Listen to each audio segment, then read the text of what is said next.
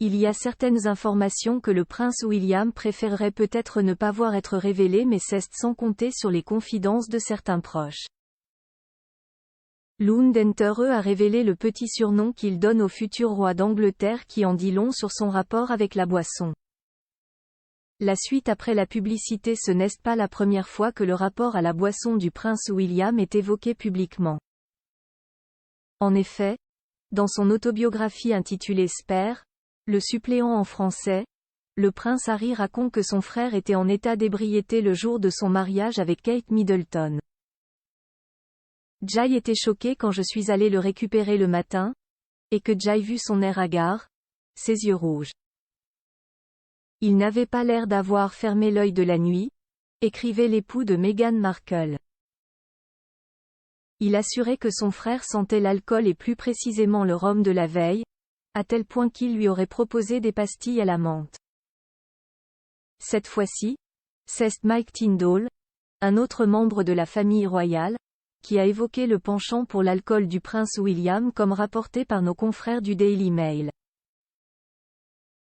Le rugbyman dévoilait, à ses risques et périls, dans l'émission Seven, Rob Burrow, le petit nom qu'il donne au futur roi d'Angleterre. L'animateur, dont le podcast est diffusé sur la BBC, a en effet demandé au mari de Zara Tindall, la fille de la princesse Anne, s'il donnait des surnoms spéciaux aux membres de la famille royale et l'ex-champion du monde de rugby a répondu par l'affirmative. Il confiait appeler le cousin de son épouse, One Pint Willie, soit une seule pinte Willie. Le papa de Mia Grace, Lena Elizabeth et Lucas Philippe a ensuite expliqué pourquoi il donnait ce surnom au prince William. Le prince de Galles est connu sous le nom de One Pint Willie parce qu'il n'est pas le meilleur des buveurs, débutait Mike Tindall. Puis de renchérir. Je me permets de le dire parce que je viens d'un sport qui repose sur l'aspect social et sur le fait que l'on boit souvent quelques bières. Pour se faire pardonner d'une telle révélation, il a d'ailleurs promis qu'il en offrira une au prince William. One Pint Willie. Voilà c'est dit.